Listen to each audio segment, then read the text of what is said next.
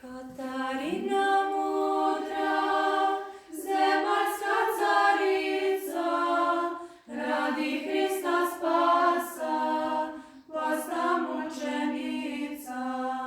Maksencija glupi, život joj ponudi, samo veli žena meni budi.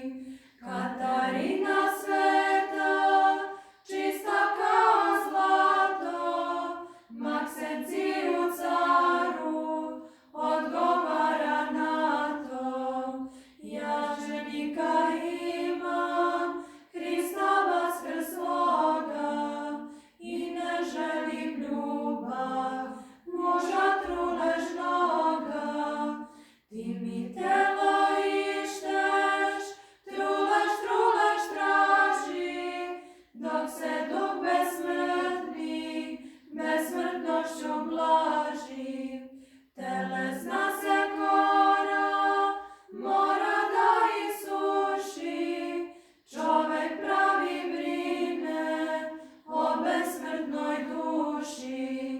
Čini što ti drago i na muke meći, na ognju me peci, na točku okreći. Ja se svoje duše odreći ne mogu, ni van Hrista drugom pokloniti Bogu. No zapamti